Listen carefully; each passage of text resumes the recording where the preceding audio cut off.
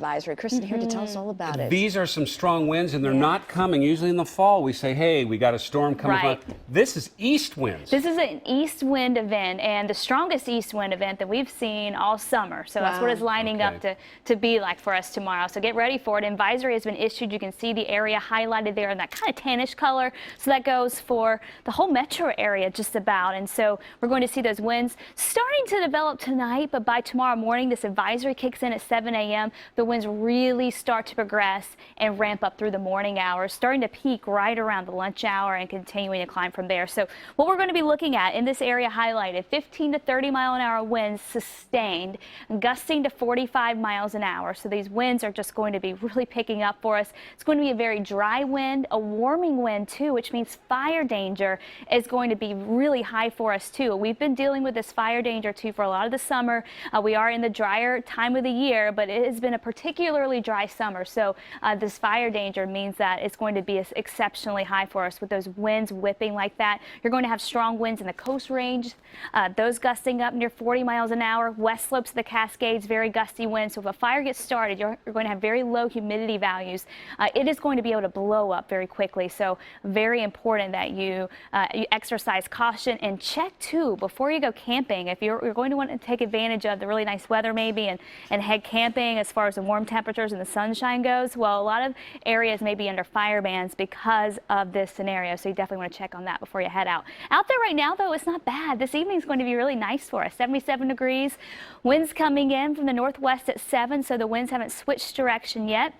As we head through the evening, temperatures will continue to stay in the 70s, and the winds will stay mainly from the north, not too bad, 5 to 10. As we get closer to midnight, dipping down into the 60s, and those winds start to veer a little bit more northeasterly, and then we'll continue to see that northeast wind pick up as we head through the overnight hours. There's a big high pressure system that's sinking down to the south, bringing in some colder air back to our east, and you can see even rain and snow along the mountains back to our east. That's going to be part of the reason why we're going to see those winds pick up, and then, of course, where we sit, you get those winds funneling through the gorge, and so we just get those stronger intense winds here in the valley. Wind speeds right now not too bad out there, just a little bit of a breeze.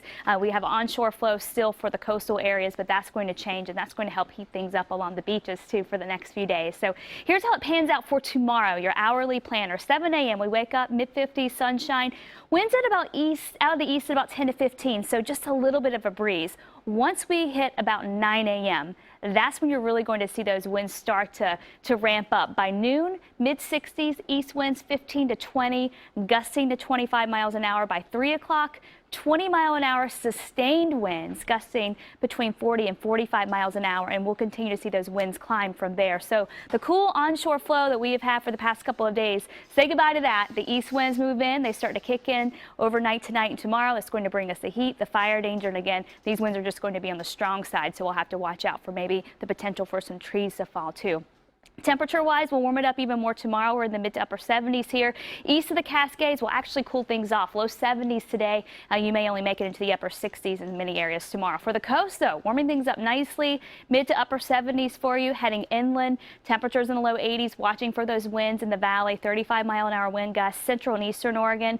Breezy conditions. Highs right around 70 degrees. As we head into the Gorge, Hood River, of course, one of the spots that will really get those winds going. Winds could gust at 55 miles an hour.